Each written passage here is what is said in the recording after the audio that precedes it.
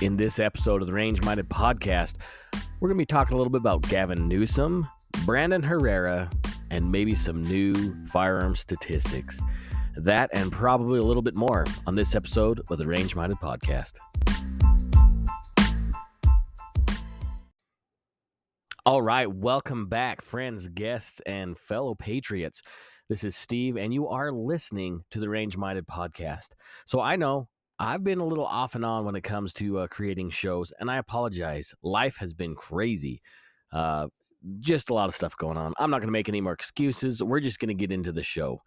So a couple things I want to talk about. As you may have heard in the teaser, I want to talk about Gavin Newsom, which is everybody's favorite anti-gun governor. I also I want to talk about Brandon Herrera. If you don't know who Brandon Herrera is, you will by the end of this show. And I think you might like him. He's a little salty, but he's a good dude. And there are some new statistics out there as far as firearms ownership. And I want to talk about all of these things.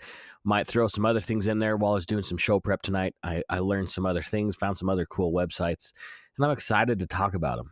So let's jump in right away, or right now, I should say, with the Newsom himself. So if you haven't heard, Gavin Newsom, who is the governor of California, Newsolini, whatever you want to call him. And in fact, isn't he like related to Nancy Pelosi? I think he is. Complete side note. Anyway, he decided he was going to be tough on guns. And we'll talk about why I think he's going this route here in a second. But he decided it was time that some state finally took a stand on the gun violence problem in the United States. And so this is his press release. This was, I know this was a little while ago, June 8th. I realize we're over a month ago, right? But maybe you haven't really been paying attention to this. And this is gaining a little bit of traction, but we'll see where it goes in reality. So this is straight from his press release. Sacramento. Today, Governor Gavin Newsom proposed the 28th Amendment to the United States Constitution to enshrine fundamental, broadly supported gun safety measures into law, while leaving the Second Amendment unchanged and respecting America's gun ownership tradition. The governor's proposal guarantees common sense constitutional protections and gun safety measures that Democrats, Republicans, independent voters, and gun owners overwhelmingly support. Not so much. Including universal background checks, raising the firearm purchase age to 21, instituting a firearm purchase waiting period, and barring civilian purchase of assault weapons, which we've talked about what the Safer Communities Act, how it defines assault weapons and weapons of war. They both kind of fall in that same category. We can talk about that some more if you like, if you need a little bit of refresher. But that's an important phrase, the purchase, banning the purchase of assault weapons, okay? Here's a quote from the Newsolini himself. Our ability to make a more perfect union is literally written into the Constitution. So today I'm proposing the 28th Amendment to the United States Constitution to do just that. The 28th Amendment will enshrine the Constitution, common sense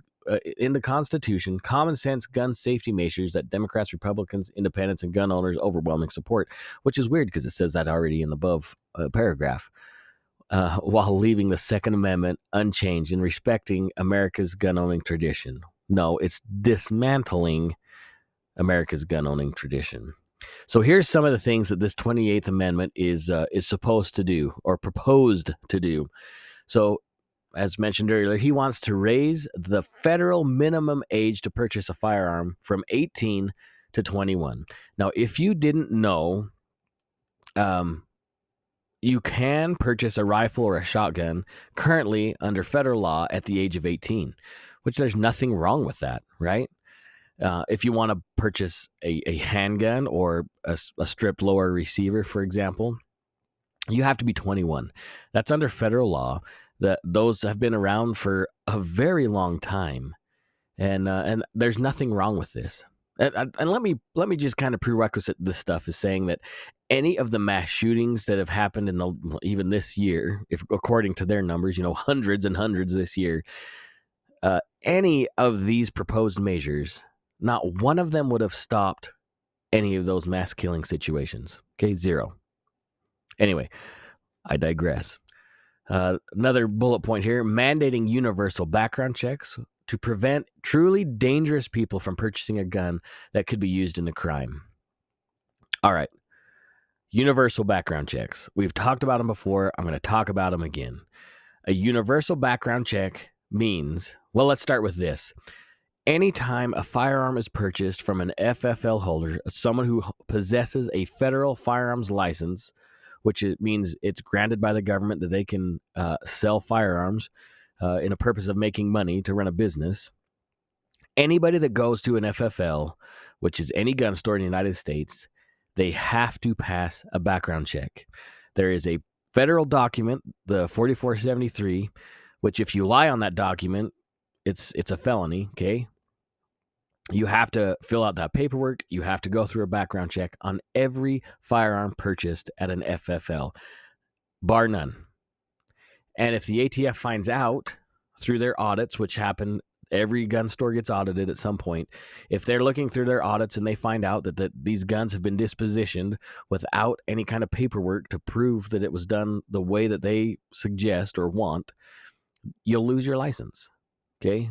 And we're seeing an overwhelming amount, we can talk about that later too, an overwhelming amount of FFLs being shut down for minor infractions when it comes to their paperwork. So they're cracking down on this already.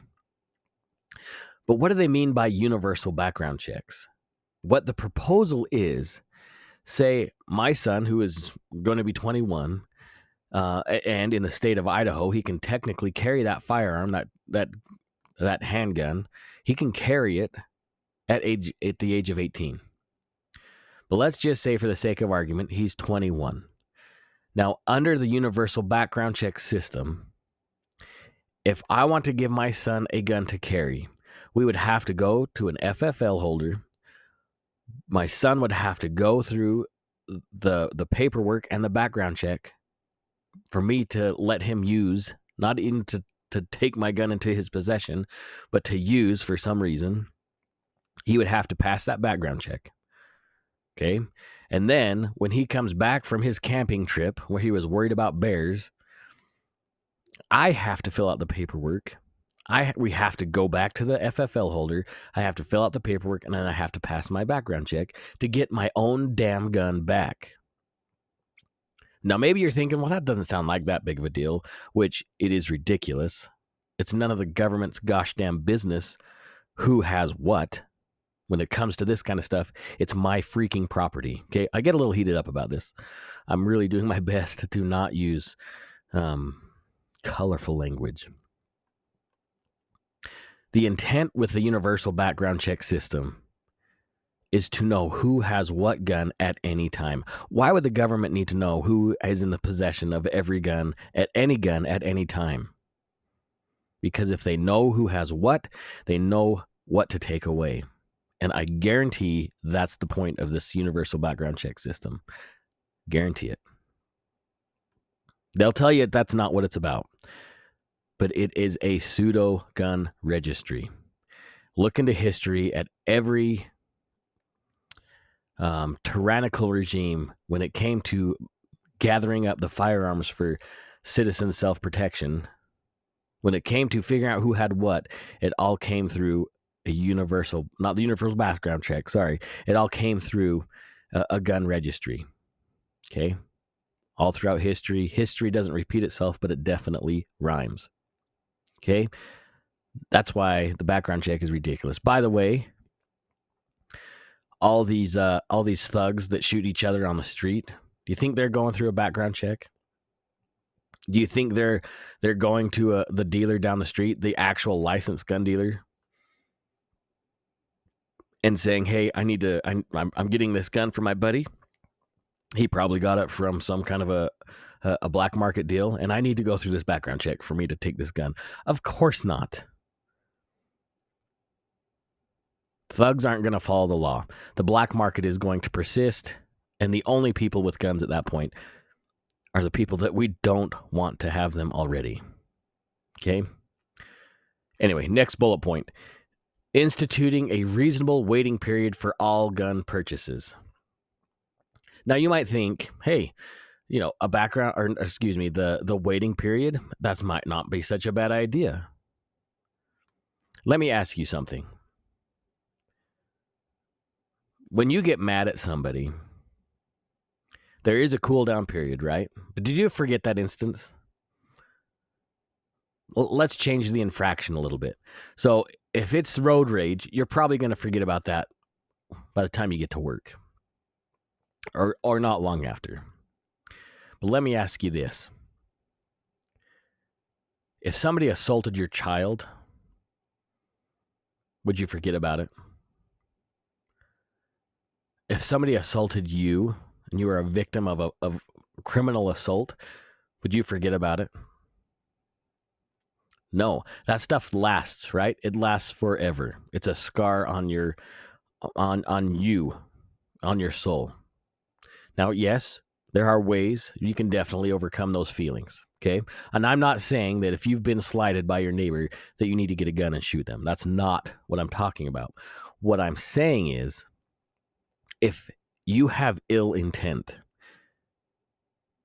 10 days isn't going to keep you from shooting up a school, from shooting up work, from going on some crazy rampage on the freeway. It's not going to do a damn thing. They'll just wait longer, or they'll get a gun through the black market where they don't have to worry about waiting to get their gun. It's ridiculous. Absolutely ridiculous. That's not going to do a damn thing. But what do I know? I've only been in the industry for almost 8 years, something like that. What do I know? All right, last bullet point. Barring the civilian purchase of assault weapons that serve no purpose than to kill as many people as possible in a short amount of time. And the weapons of war in our nation's our nation's founders never foresaw. This is a great bullet point. We need to spend a little bit of time on this one itself. First of all, the term assault weapon is a scary term that was made up. Okay? It's ridiculous. AR-15, you guys know AR does not stand for assault rifle that kills 15 people in a second. That's not what it's about. You guys know that. But let's talk about this weapons of war thing. This is important to understand. Under the Safer Communities Act that was proposed, when they talk about semi-automatics, it was every semi-automatic.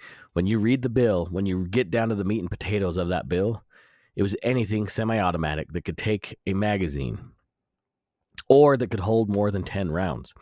So any Glock, any semi-automatic handgun, modern, a lot of shotguns, they all fall under this category of weapons of war. Has a knife been used in war? How about a grenade? How about fists? You see where this goes? When it comes down to weapons of war, it could be anything, because anything has been used in war. Bows and arrows, slings. Now that might be a stretch, and I understand that. But it still falls under this category, does it not? Yes or no? Now, it talks about the weapons that our forefathers never anticipated. We do not treat any other amendment in the Constitution like we treat the Second Amendment, do we? As I'm reading through Mussolini's proposal here, it's on a flat screen TV where I'm connected to the internet, hooked to my laptop. I highly doubt our founding fathers understood that we would have communication this way.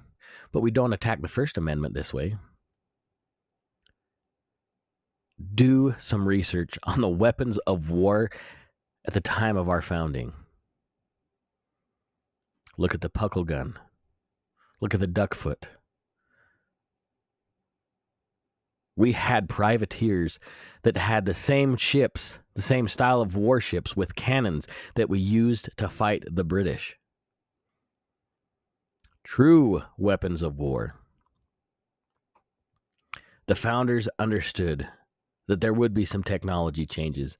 They wrote the Constitution in a way that encompasses the future of this country. They were not idiots. They understood that technology would change. They didn't see what the AR-15 would look like. Maybe they did. I don't know. I believe they were inspired by God. Perhaps they did.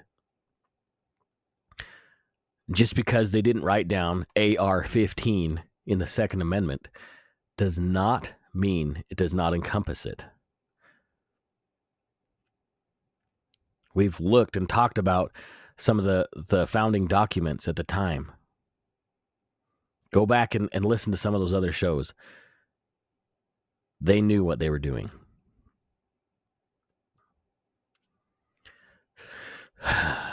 Sorry. So the 28th Amendment, additionally, okay, this is continuing from his news release here, press release. Additionally, the 28th Amendment will affirm Congress, states, and local governments can enact additional common sense gun safety regulations that save lives. So not only does it neuter the Second Amendment, prune it down to something ridiculous, but it gives every other state the ability to enact stricter gun laws. What are we seeing from the Supreme Court right now? NYSERPA versus Bruin, the Heller case, Caetano, and some of these others, right? Those are going to say, or they are saying that, hey, you can't limit a right. Okay? You can only do so much. The states cannot go stricter and impede the rights of its citizens. Yet we see it in every state now anyways. The Constitution was designed and intended to limit the power of the government, not the freedom of the people. Again, reading on. Passage of the 28th Amendment will require a convention to propose amendments in the United States. By the way, a constitutional convention as such, it requires 2/3 of the states, which is 38 states. Just by way of information, 28 states in the United States currently have constitutional carry. 28 states. I think it'll be rough to get another 10 more, honestly. And we'll get into some other reasons later why I think that might be a little bit difficult. The reason why I really, truly feel Newsom's doing this is he will be running for president. Now, this is just my opinion. I have no inside baseball information. I think Newsom's going to be running for president under the Democrat ticket. I have a sneaking feeling that our current commander-in-chief will not be fit to run for office. And I think Mr. Newsom is creating his avenue. So I'm going to link this press release in the show notes. You're welcome to read it if you like. There are some other links, which I think are fun to look at, honestly. One of the claims in this press release is that California is leading in gun safety laws. See how they've changed the narrative, gun safety laws. They don't want to call it gun control because control has negative connotations. Honestly, truly, that's exactly what it is. It's control. And they've realized that word doesn't work. So like we talked about in the last show, we just got to change it to safety. We control the narrative. We control the words. We control the argument. So there's some other things. It says here that California is ranked number 1 in gun safety by Giffords Law Center, which we'll talk about that too. That's that's pretty fun to talk about. Let's see here. Why don't we jump into it right now? So there'll be a link. Like, again, I'm going to put this link in the show notes. There's a link in the press release that goes through all 50 states from Giffords, which is, truly radical when it comes to gun control. that ranks the states, in like a school grade system, A through F. Obviously, California gets an A. My beautiful state that I live in gets an F. Now, that sounds terrible. Honestly, it's a badge of honor not to get a high scoring grade from Giffords, in my opinion. The reason why Idaho and Utah and Arizona and Montana, Wyoming, North and South Dakota, Texas, Oklahoma, Arkansas, Louisiana, and many, many more get F in their grades is because they are not enacting radical gun control laws. They're still free states. Now, it's important, too, that we need to meet with this little information that because California says, hey, we have the lowest gun rate death in the United States per capita, which is interesting because when they throw the per capita number out, it seems that they're very low. So per capita, California has 9 per 100,000, 9 homicides per 100,000. Gun deaths. They're not homicides, gun deaths, which they are including suicide, which is nearly 60% of that number. Okay. So 9 per 100,000. And if I click on my state, I'm 16 here in Idaho, 16.3 per 100,000. Now that seems terrible. And any gun death is terrible.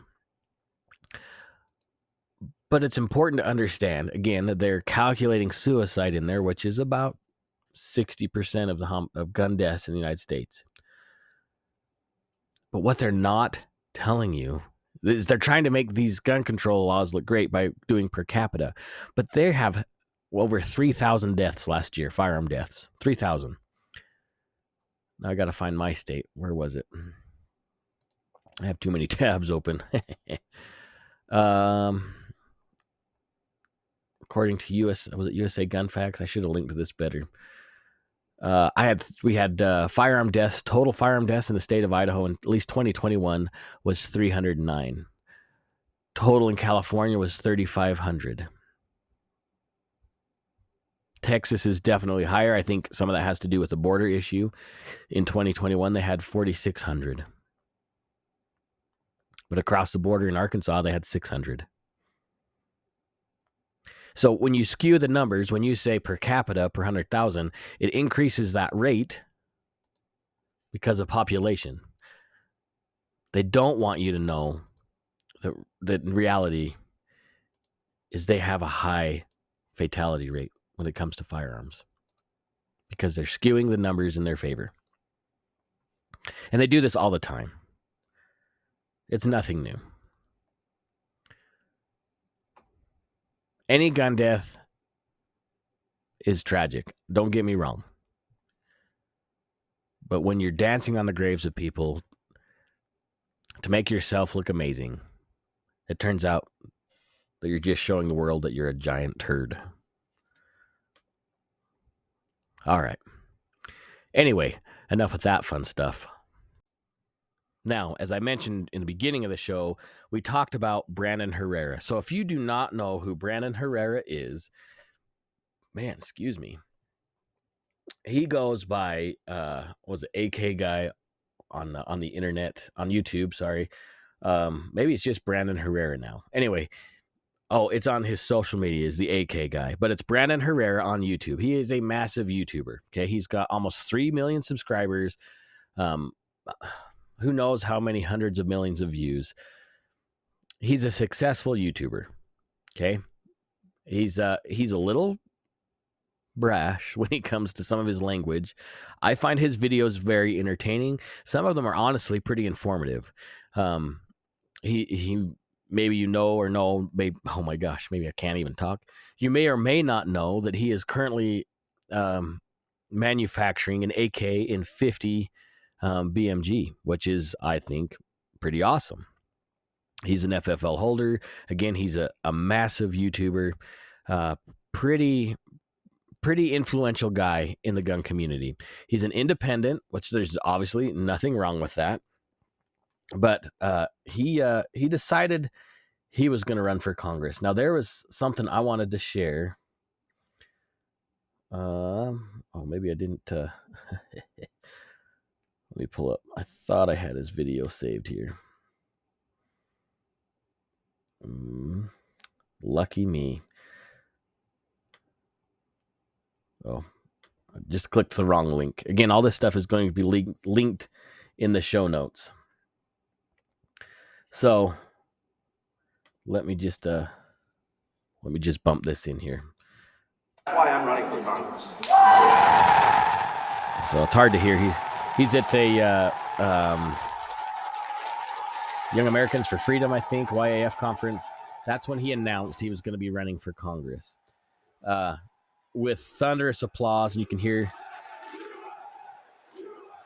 How's it going, guys?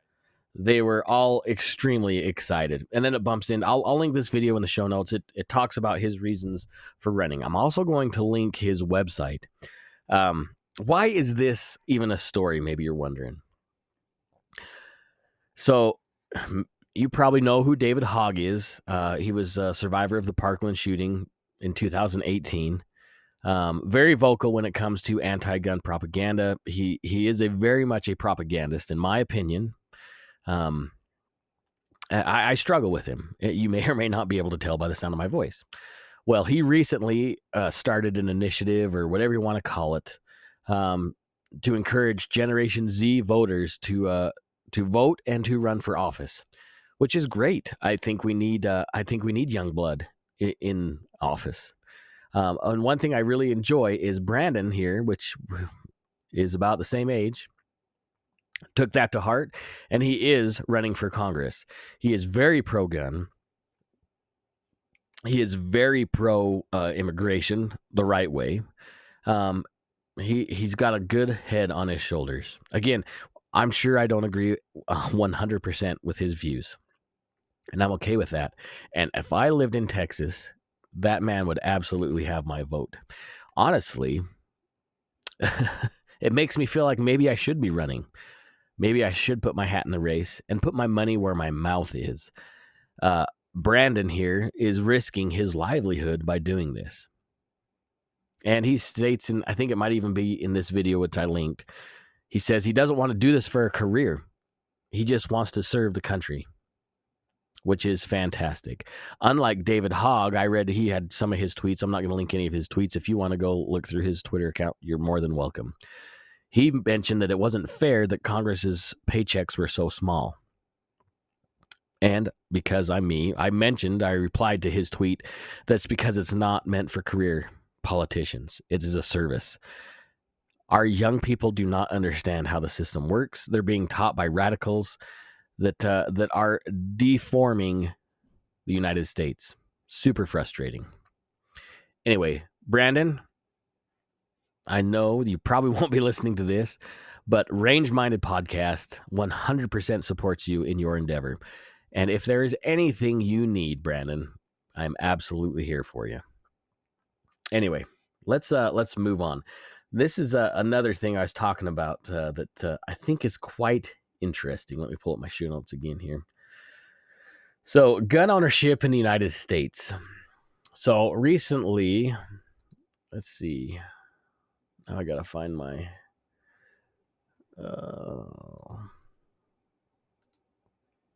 Sorry, I'll just click on. I got too many browsers windows opened up here.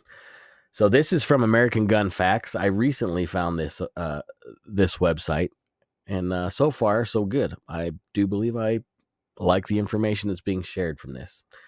So in this article, the title is "How Many Guns Are in the United States?" So this was posted March 31st, so it's been a few months. It's gone up. So as of the survey, 46% of the households have at least one firearm in the United States. 46%. That's almost half, folks, if you can count. Now that's up from just a few years ago. And we're seeing that, right? We've seen that in the market. In fact, I was just talking to my brother right before I started the show that the dynamic and the gun ownership has changed a lot in the United States. We've talked about it a lot before, where there's more minorities, more women purchasing firearms. Millions of background checks happen each month, millions. So we're getting new gun owners, we're getting seasoned gun owners. The amount of stewards of the Second Amendment is absolutely growing, which is fantastic. We need more gun ownership in the United States, not less. Despite what the left will tell you when they say, when you go through the Giffords graded system in the United States, Idaho has a high number of firearms per home, as we should. Now, 300 deaths, 300 and whatever deaths we mentioned, that's still too high. I get it. Again, 60% of the number cited, roughly 60%, is going to be suicide. Even if it's half, even if it's 50%. Yes, I agree. It's too many. But the numbers don't really support the argument. They say more guns equal more gun violence. Maybe, but maybe not. Maybe not. Anyway, that is fantastic news, in my opinion. Some of the other things that came across my radar here as we were going through some of this stuff is, again, this is coming from American Gun Facts. They had a fun article. Let's see, which one was it here? Let me back up here because, again, too many windows opened up. And I really like this article a lot. Let's scroll up here.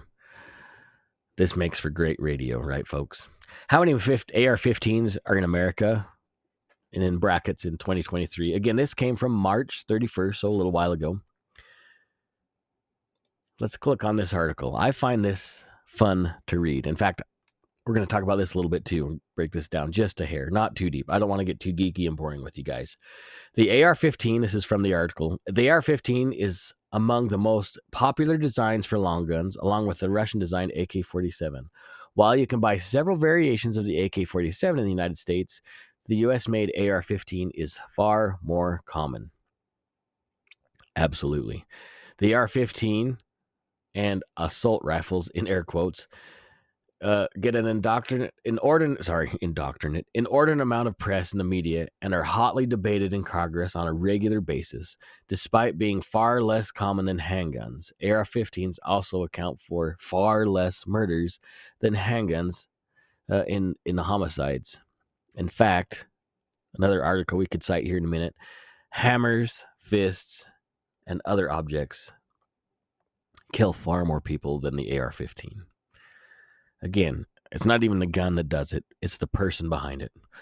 Okay, according to the NSSF, this was 2020 numbers. I guarantee these numbers are so small now. According to the NSSF, in 2020, nearly 20 million AR-15s were sold. We talked about that. Okay, 20 million just in 2020.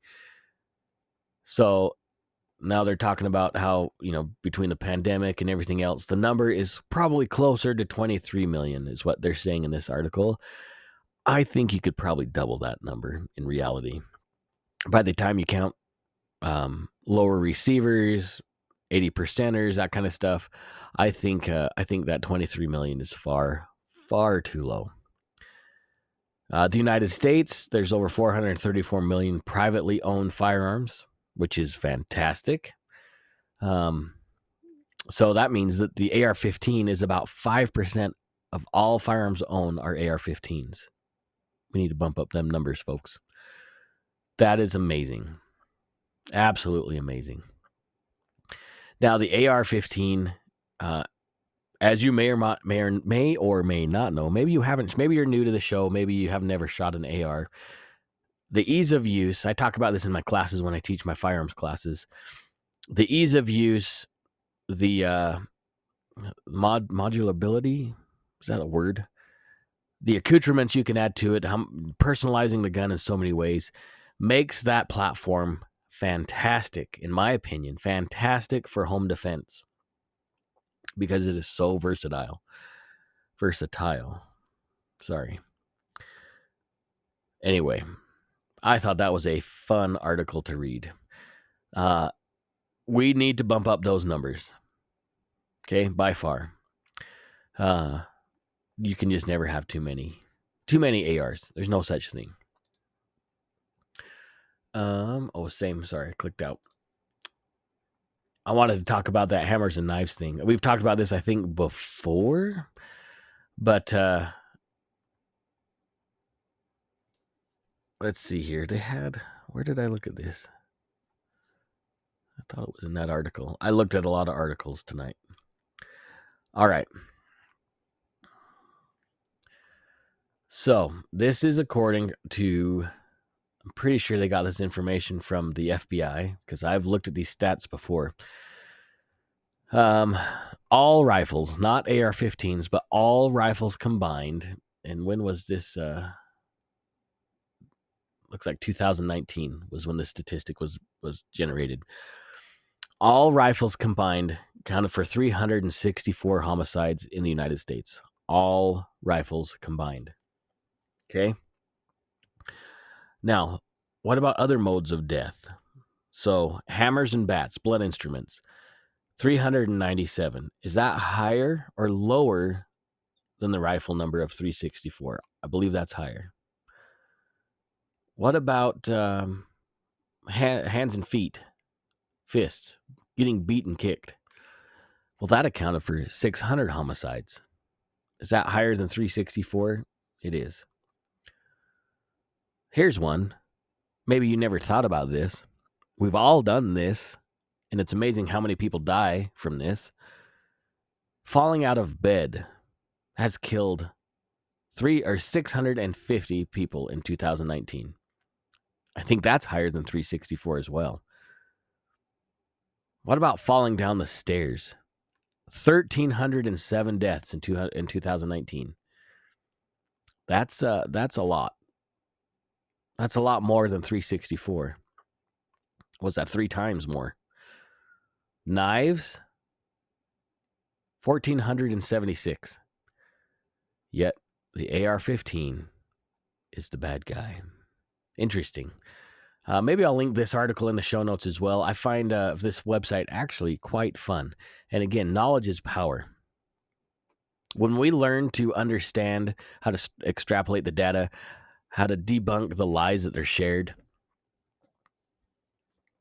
and then we have to share that information, by the way. We have to communicate the things that we learn in a polite manner. Then it's easy for us to bypass the lies that are continuously shared about firearms.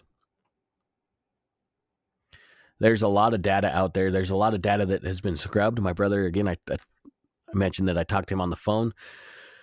We talked about the CDC study that was done in 2011 that's been completely scrubbed from the CDC's website about defensive firearm use, which happens thousands of times a day. They'll never talk about that, of course, because it doesn't fit their narrative. Interesting, isn't it? All right. I was trying to think of some funner things to talk about tonight. It's tonight for me. It's 10:30 at night. I might as well pop open my soda. Sorry, not my soda, my ginger beer, which I would say was the official beverage of the show. Ginger beer is the official beverage, but I think this company might not like that I endorse them. Though it is the best ginger beer in the entire world. I've lived in Australia. I've had all sorts of ginger beers, but the Bundy is the bomb.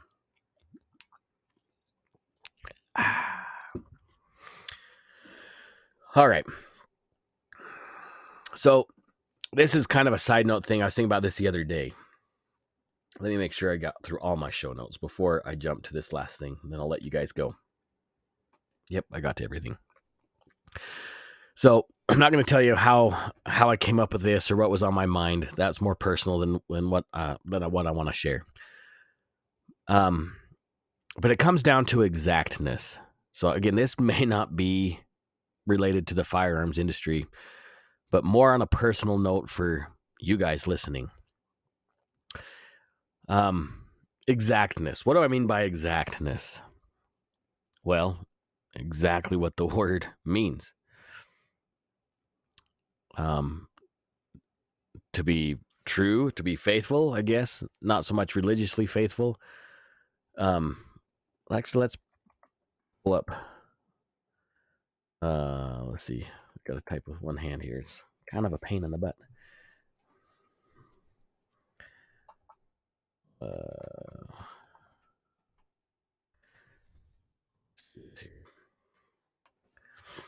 The quality of being accurate or correct, precision. Perfect. So to be exact, why would I bring that up for you guys to be? First of all, we need to be honest with ourselves. We need to be correct with ourselves. And as we develop that exactness in everything that we do, which is not an easy feat by any means, I am not perfect at it. This is just something that was boiling through my noggin the other day. When we create exactness in ourselves, whether it be our speech, our study, our fitness, our religious behavior, or whatever, we become better people. When we are exact with other people, it lifts them to be the same way. When we expect exactness out of those around us, and we all rise together, rising tide lifts all ships, we become a better people. We become a better society.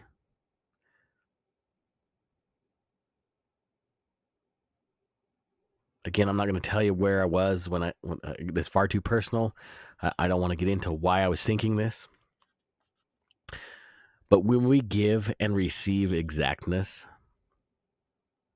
our lives and the lives of those that we share with change. Think about that. Let that boil in your brain for a little while. Maybe think about how you can become more exact in your life. Again, whether that's occupation, maybe your fitness, your relationship with your spouse, your relationship with your children, your relationship with God. Think about that. Think about ways you can become exact. It turned on a light bulb for me and made me realize that I've got a lot of change and I need to be a better person. And as we develop, again, as we become better people, we become a better society. And a lot of these flaws that we're seeing in our country will emaciate away. That's your word of the day, emaciate. Look it up. Anyways, friends, I appreciate your time here on the show. It really is immensely valuable to me. It means a lot to me and to the show to have you guys here. You could be anywhere else, but you chose to listen to the show, and I appreciate it. If you have any suggestions for the show, maybe suggestions for guests, you can email the show at rangeminded@gmail.com. You can follow us on Twitter. You can follow us on Twitter's Range Minded. If you go to Facebook or Instagram, it's Range Minded Podcast. And I just set up a Substack, which I don't even know what I'm going to do with yet. You can find that there at Range Minded. I'm thinking about doing some little articles and stuff. I have written articles in the past, and it would be kind of fun to jump in that again. Anyways, be safe. Remember who you are, and please take somebody shooting. We need more good stewards of the Second Amendment. See you guys.